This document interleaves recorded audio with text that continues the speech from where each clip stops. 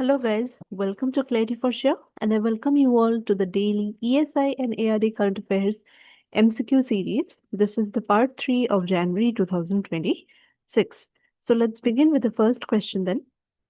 With reference to the Sampurnata Abhiyan, consider the following questions. The first statement says that the 4-month campaign aims to achieve 100% saturation of the critical indicators in aspirational districts. Statement number B says that the Ministry of Home Affairs has launched the second edition of the campaign. And statement number C says that phase 1 was launched in 2024. So which of these given statements are correct? So the answer to this question is option number E. Okay, that is only statement number C is correct. Okay, now why only statement number C is correct? Let's see in the description. So Sampurnata Abhiyan 2.0.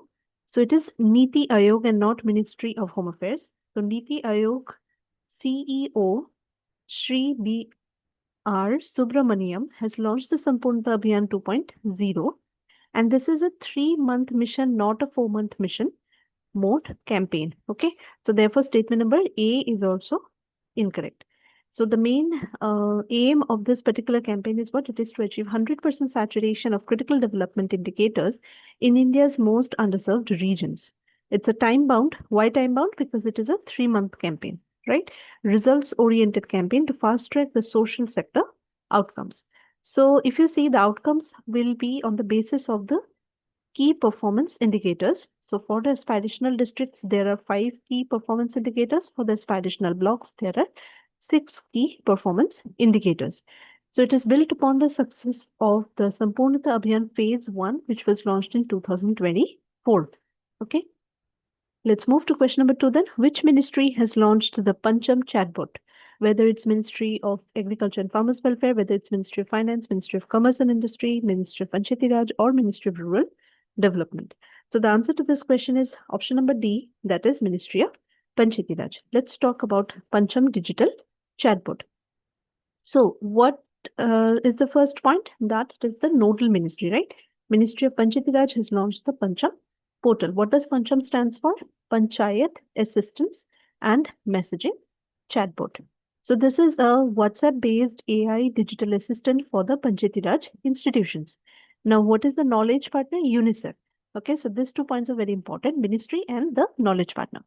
Now, what is the aim and objective of this particular chatbot? Number one, that there will be what? It will be providing direct digital connectivity. So this particular chatbot will establish a real-time two-way communication channel between the government of India and the village level leaders, ensure 100% awareness of the central and state welfare schemes at the grassroots level, and there will also be availability of feedback and governance for the policymakers. Okay. So let's move to question number 3 then. Which state is associated with the Pathara or Khoni traditional grain storage practice? Whether it's Chhattisgarh, whether it's Jharkhand, whether it's Andhra Pradesh, Tamil Nadu, or Kerala. So the answer to this question is option number C, that is Andhra Pradesh. So let's talk about this particular news then. The Pathara or Khoni, it's a traditional grain storage practice in Andhra Pradesh and Odisha. Okay, it's called Khoni in Odia language. It's a traditional underground grain storage pit, scientifically evolved indigenous method, okay, which is used to store freshly harvested paddy for long-term household consumption, seed preservation, and also for ritual and ceremonial use. So in this traditional underground grain storage, there is no electricity, chemicals, or modern preservatives. Okay. Let's move to question number 4. Consider the following facts about the digital food currency and identify the incorrect statements. Okay, so you will have to identify the incorrect statement about digital food currency in this question. Statement number A says that the regulator of the pilot program is RBI. Statement number B says that the implementing ministry is Ministry of Food and Consumer Affairs. And statement number C says the technology support will be provided by NPCI. So which of these is incorrect? So answer to this question is, option number E, that is none of the above. Okay.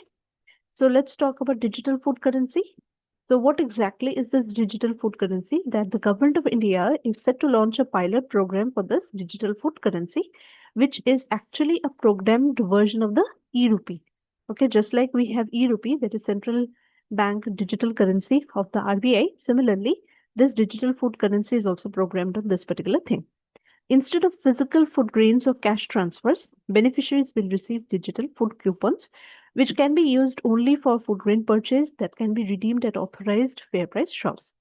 So this is actually a proof of concept, okay, for using CBDC in the social welfare delivery. Who is the regulator? RBI is the regulator. Implementing ministry is Ministry of Consumer Affairs, Food and Public Distribution. Technology partner is NPCI, and supply side integration will be provided by FCI. Let's move to the next question, question number 5. Consider the following findings of State of Finance for Nature 2026 and choose the correct statements. So statement number A says that as per the report, nature-based solution investment required by 2030 is US dollar 371 billion. Statement number B says what is the correct investment needs to increase by 2.5 times. And statement number C says that nature negative finance equals to 7% of the global GDP. So which of these statements are correct? So statement number B and C is correct. So statement number A is wrong. So the answer to this question is option number E, that is B and C. Let's talk about state of finance for nature 2026. So only the important points have been mentioned here. First thing, the State of Finance for Nature 2026 is the fourth edition of the UNEP report. Okay. The aim is to shift the global economy from the nature erosion to the nature-based solutions. Now, when we talk about this nature-based solution investment by 2030, so it is US dollar 571 and not 371. Therefore, statement A is incorrect. Current investment is 220 billion. So there is a gap, right, from what is required and what is being invested now. And this investment, therefore, the investment must increase by 2.5 times. Okay. Now, when we talk about the dominance of the nature negative finance, so annual finance in this nature negative activities is 7.3 trillion, which is equal to 7% of the global GDP. And the governments all over the world, they provide almost 2.4 trillion per year in harmful subsidies in which sectors? That is fossil fuels, then agriculture, then water and fisheries. Okay, so these are the sectors in which subsidies are provided to the government by the government, and they are actually harming the environment. Okay. Let's move to the next question. Which state has become the first state to develop a digital governance platform aligning with Pragati model of the central government? So, answer to this question is option number A, that is Rajasthan. So, Rajasthan launches Raj Unnati. Now, what exactly is this Raj Unnati? So, Raj Unnati is nothing but the state governance platform. Okay, so with this, Rajasthan has become the first Indian state to replicate the Pragati model. So, what are the key features of this Rajunnati? There will be real-time data integration, performance monitoring, as well as there will be interdepartmental coordination. And along with it, let's just revise about Pragati. It was launched in 2014, an initiative of Government of India. It provides real-time monitoring of the major infrastructure and development projects. And on this line only, this Raj Unnati has been launched. Okay. Let's move to question number 7 then. Consider the following statements about the global bankruptcy report and choose the incorrect statements. Okay. So statement number A says that close to 75% of the world population lives in water insecure or critically water insecure countries as of 2026. Statement number B says that close to 70% of the global fresh water is used for agriculture. Statement number C says that loss of 410 million hectares of wetlands in 100 years has been recorded. So which of these statements are incorrect? So the answer to this question is option number B. That is only statement number C is incorrect. So why it is incorrect? Let's see. If you talk about the global water bankruptcy report, okay, so who releases this? It is released by United Nations in University Institute for Water, Environment and Health. Okay, this is again a UN agency. All right. Okay. Now, what do you understand by water bankruptcy? So it's a persistent failure state where long-term water withdrawals exceed the renewable inflows and safe depletion threshold, and it results in irreversible damage to the water capital. And according to this particular global water bankruptcy report, close to 75% of the world population lives in water insecure areas. Close to 70% of the global fresh water is used for agriculture. Close to, or you can say more than 170 million hectares of irrigated cropland is under very high water stress.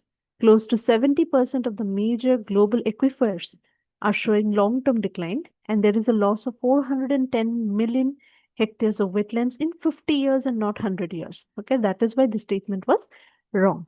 Anthropogenic droughts cost about 307 billion annually, which is more than the GDP of 75% of the UN member states.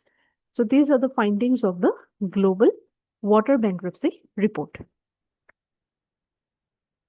Now then, moving to the last question of the day, consider the following statements about Atal Pension Yojana. Okay, and we need to choose the statements which are correct. So first statement, what does it say? Atal Pension Yojana is a voluntary government-backed pension scheme that provides monthly pension after the age of 60. Statement number B says that Indian citizens aged 18 to 40 years are eligible. Statement number C says income taxpayers are not eligible for new enrollment after 1st of October 2023. And statement number D says that Atal Pension Yojana has been extended for implementation up to 2035. So you need to answer how many statements are correct. Whether all the statements are correct, only one statement is incorrect, only two statements are correct, only three statements are correct, or none of the statements are correct. So answer to this question is option number C, that is only two statements are correct. That is, you can say statement number A and statement number B are correct. So why statement C and D are incorrect? Let's see. So when we talk about Atal Pension Yojana, it has been extended up to 2030-31 and not 2035. So therefore, statement number D was incorrect. Launched on 9th of May 2015, and it is administered by PFRDA, implemented through banks and post offices, guaranteed monthly pension starting from 1,000 to 5,000, okay, as per contribution and choice, after the age of 60 years. Who all are eligible? Indians aged 18 to 40 years, and they must have a savings bank or a post office account. So what is the contribution mechanism? So this particular pension scheme is contribution based, which is auto debited either monthly, quarterly, or half yearly until the age of 60. Next is, what is the tax rule? That is, income taxpayers are not eligible for new enrollment after 1st of October 2022 and not 2023. Therefore, statement number C in the question was incorrect. So that's all for today. We'll meet again with another episode of DCA. Till then, bye-bye.